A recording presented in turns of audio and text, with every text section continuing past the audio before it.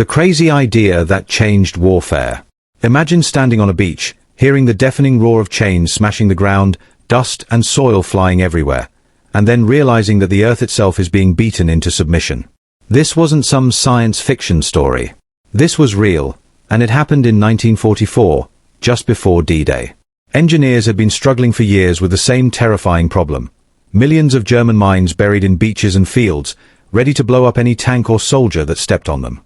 Clearing them by hand meant sending brave engineers crawling forward under fire, probing the soil inch by inch, while German machine guns swept the beach. Casualties were staggering. At Le Main in 1942, sappers were dying faster than they could make lanes for the tanks to advance. Commanders were horrified. Something had to change, and fast. The British solution seemed insane at first. Instead of delicately detecting or moving mines, why not smash them into the ground until they exploded? That idea came from Captain Abraham du Toit of South Africa in 1941. He imagined a tank fitted with a spinning drum covered in heavy chains. The drum would hit the earth with tremendous force, detonating mines safely in front of the tank, while the crew stayed inside the armored hull. Du Toit patented the idea in 1942 and brought it to Britain, where engineers began transforming his vision into reality. Before this, other attempts existed. The Soviets built rollers that pushed mines down with heavy wheels. But they had problems. Mines could slip between wheels or be pushed into soft ground without detonating. Rollers only protected the tracks, leaving the tank's belly vulnerable. Other British designs, like the Scorpion and early Matilda Baron flail tanks, relied on auxiliary engines mounted outside the tank. These made the vehicles too wide, complicated logistics, and often broke down in harsh conditions. The breakthrough came when engineers realized the tank's main engine could power the flail directly. By connecting a drive shaft to the spinning drum, the tank itself became the power source. This innovation solved major problems. The tank stayed narrow, easier to transport, and didn't require extra engines that could overheat or get clogged with dust. The Sherman Mark V, known in America as the M4A4, became the perfect base. It had the Chrysler multi-bank engine, one of the strangest tank engines ever built. 30 cylinders arranged in 5 inline banks in a star pattern. This engine produced 425 horsepower and could reliably run for hundreds of hours without breaking down. That power was essential because spinning heavy chains at high speed while moving a 32-ton tank required enormous energy. The flail mechanism added roughly 2 tons to the tank's weight, but the benefit was clear. It could safely beat mines to death and clear paths where no human could survive. The first Sherman Crab prototypes carried 43 chains on a spinning drum, each ending in a fist-sized steel ball. The drum rotated at 142 revolutions per minute, hammering the ground and detonating mines buried up to 5 inches deep. A single tank could clear a path roughly 3 meters wide, enough for vehicles and infantry to follow. When deployed in groups, 3 crabs in echelon formation could create a 20-meter wide lane, wide enough for an entire armored column to advance. Even the sound of it was terrifying. Soldiers later described it as a deafening roar, dust clouds so thick they couldn't see a meter in front, and chains flying from explosions like deadly projectiles. Yet, inside the tank, the crew was safe. Armor values remained standard for Shermans, 50 to 51 millimeters on the front, angled for effectiveness, and 76 millimeters on the turret. The crew was reduced from 5 to 4 because the hull machine gun had to be removed to make space for the blast shield. But as amazing as it was, the Crab had limitations. The main gun could not fire while the flail was spinning. Crews depended entirely on supporting tanks and infantry during mine clearing. The flail moved at walking speed, between 1 and 2 miles per hour. Too fast, and the chains wouldn't strike the ground densely enough, leaving mines intact. Yet despite these limits, the Crab was a solution no one else had. It gave engineers and commanders the ability to clear heavily mined beaches without losing hundreds of men in the process. This machine looked insane in tests, but the reality was that it would prove invaluable on D-Day. Allied forces landing on Normandy beaches faced minefields, obstacles, and machine gun fire. Without specialized tanks, these beaches would have been slaughterhouses. The Sherman Crab was about to show the world that brute force, clever engineering, and sheer audacity could overcome what seemed impossible. The British 79th Armoured Division, under the command of Major General Percy Hobart, deployed specialized vehicles known collectively as Hobart's Funnies. Among them, the Sherman Crab was a star. Crews trained extensively before D-Day, practicing in mock minefields, learning to maintain the chains, drive at walking pace while clearing obstacles, and navigate under blinding dust. By March 1944, the British had ordered nearly 700 crabs, with production expected to reach around 1,000 by the time the invasion started. Each crab was carefully assigned to a landing group, with 3 tanks working together to clear a single lane while additional tanks provided covering fire. On D-Day, crabs touched down on Gold, Juno, and Sword beaches. Their first challenge was the sea itself. Many landing craft faced rough waves, and some crabs drowned before they could reach the sand. Others landed in the wrong sectors and had to maneuver under enemy fire to reach their assigned lanes. But enough reached the beaches to make a difference. German defenders were stunned. Private Martin of the 726th Infantry Regiment later described seeing a Sherman fitted with a revolving drum, chains spinning at incredible speed, hammering the earth and raising clouds of dust. He watched as mines detonated, chains flew loose into the air, and the tank advanced without slowing. For soldiers who had spent months preparing defenses, this mechanical monster was terrifying. 1. Clearing the lanes. The crabs worked in precise formations. 3 tanks in echelon could clear a lane wide enough for armor and infantry to pass safely. Additional tanks stayed behind, ready to replace any disabled crab or provide fire support. Speed while flailing was slow, only about 1 to 2 miles per hour, but that was enough. Each chain carried a heavy steel ball, spinning at over 140 revolutions per minute, hitting mines up to 5 inches deep and detonating them before the tank could be harmed. Crabs also had disc cutters on the ends of the drum, slicing through barbed wire and other obstacles in their path. 2. Heroism under fire. Despite the protection of armor, the crews faced danger. Several crabs were destroyed while landing on the beach, trapped on craft ramps, or hit by enemy fire. One major stand dismounted from a burning vehicle and directed traffic on foot under machine gun fire, earning the Military Cross. Sergeant Lindseay drove the first crab to flail a path onto the mainland, then continued to support infantry attacks until his tank was destroyed by anti-tank fire, earning the Military Medal. These men risked their lives, not just to survive, but to clear paths for thousands of soldiers following behind. 3. Tactical limitations in action.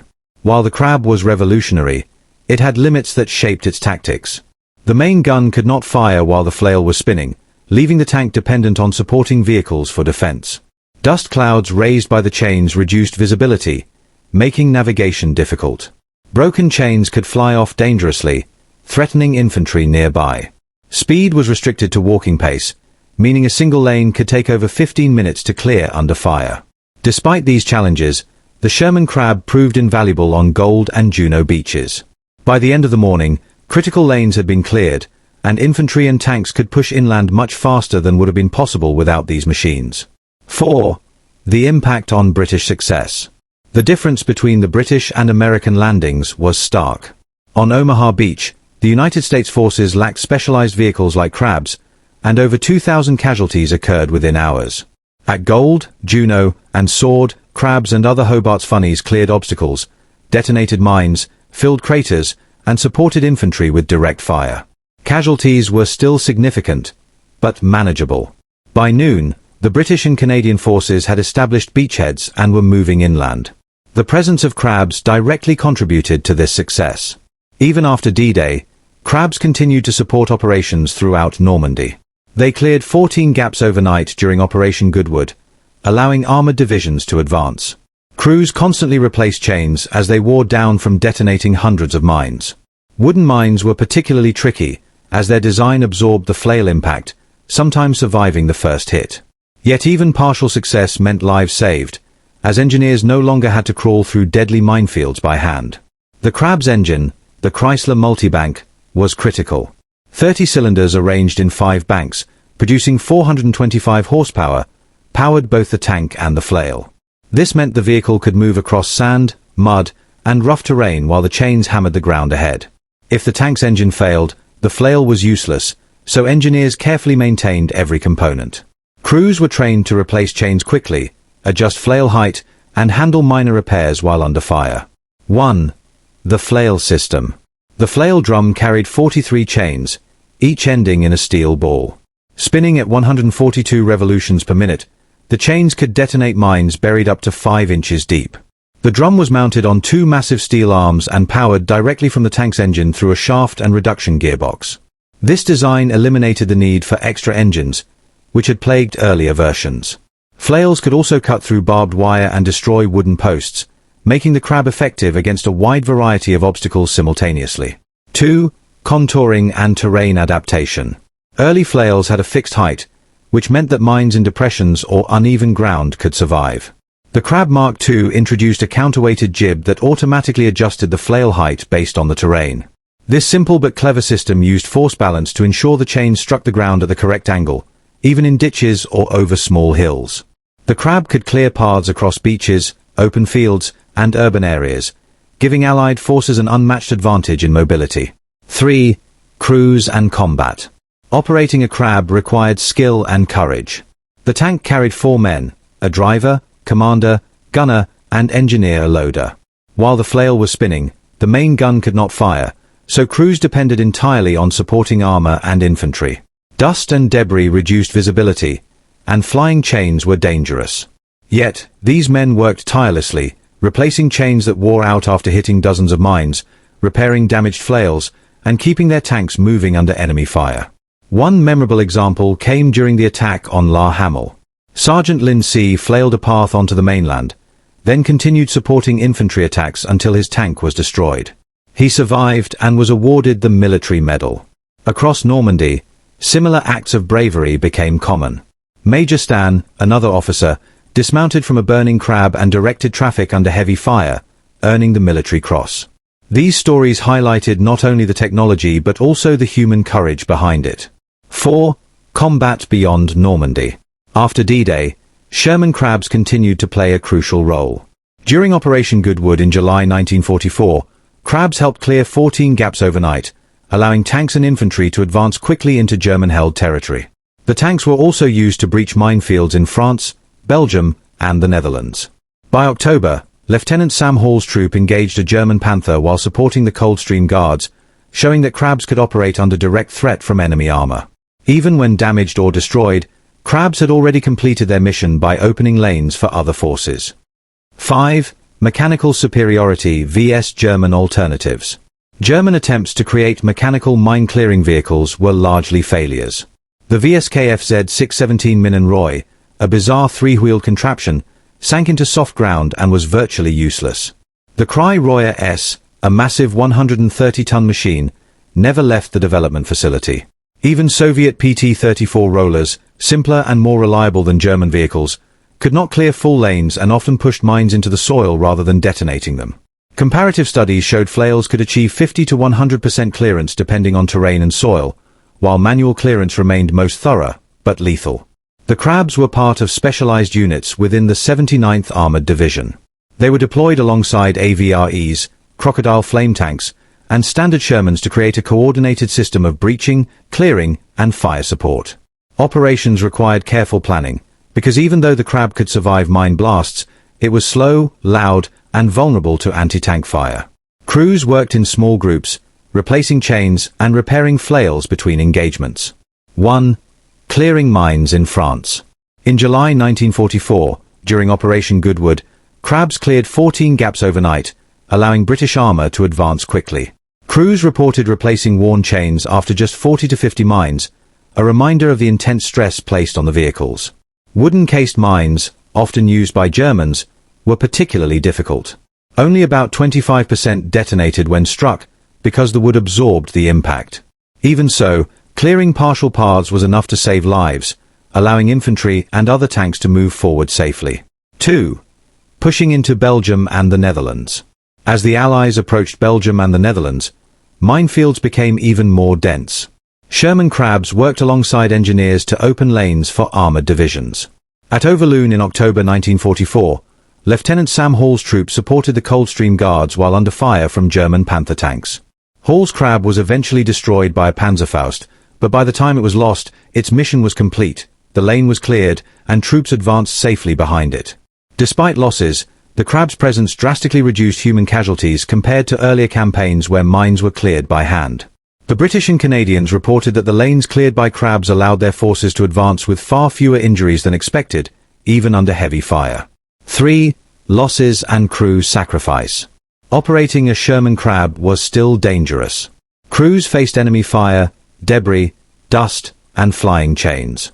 Across Normandy and subsequent campaigns, the 22nd Dragoons lost 34 men killed, with 90 wounded, 16 missing, and 36 crabs destroyed.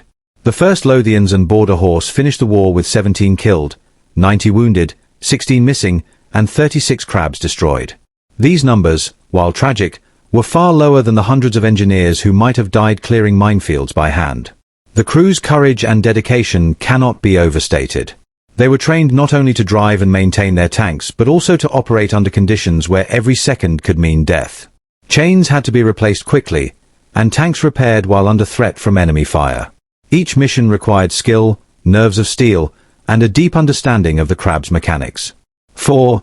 German attempts and failures. German engineers recognized the need for mechanical mine clearing but failed to produce practical machines. The VSK FZ-617 Minenroy, a 3-wheeled prototype, sank into soft ground. The Kreisroyer S, a 130-ton behemoth, never left the development facility. Even the Soviet PT-34 mine roller could not clear full lanes and often pushed mines into soft soil instead of detonating them. By contrast, the Sherman Crab consistently cleared 50 to 100% of mines in its path, demonstrating the superiority of its design. 5. Post-war influence and legacy. The Sherman Crab's influence did not end in 1945. After the war, mechanical mine clearance became a permanent part of military engineering. German prisoners of war were used to remove over 1 million mines in Denmark by hand, a dangerous task that underscored the value of the crab's concept. Captain du Toit received recognition for his invention in 1948, including £13,000 from the Royal Commission and shares among colleagues. By the end of the war, the Sherman Crab had proven itself beyond doubt. It wasn't the fastest tank, it couldn't fire while flailing, and it created massive clouds of dust, but it kept crews alive while clearing paths through minefields that would have killed hundreds of men. Across Normandy, France, Belgium, and the Netherlands, these tanks transformed battlefield engineering, combining brute force, clever mechanics, and courage in ways no one had imagined. 1. The human cost and the lives saved. Crabs were far from invincible. Crews still faced danger from enemy fire, flying chains, and malfunctioning flails. In the Normandy campaign alone, the 22nd Dragoons lost 34 men killed, with 90 wounded, 16 missing, and 36 crabs destroyed. The Lothians and Border Horse suffered similar losses. These numbers were heavy, yet they pale in comparison to the losses that would have occurred if engineers had manually cleared every mine by hand, as was done in Denmark after the war. Hundreds of lives were saved because the crab could safely detonate mines while its crew stayed inside the armor. 2. Engineering legacy. The Sherman Crab's flail system set a standard for modern mine-clearing vehicles. Its direct-drive flail, automatic height adjustment, and robust chain mechanism proved so effective that every mechanical mine-clearing vehicle since has been influenced by it. Today, armies deploy remote-controlled flails, armored mine-clearing vehicles, and systems designed for modern mine belts, all tracing their heritage back to the crab's simple, brutally effective concept. 3. Surviving crabs and museums. Several Sherman crabs survive today, serving as reminders of innovation and courage.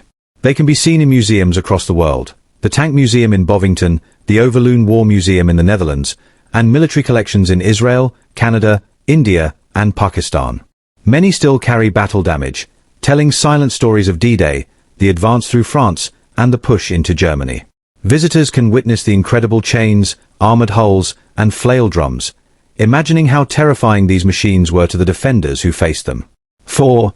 Stories of bravery and heroism. Beyond the technology, the Sherman Crab reminds us of human bravery.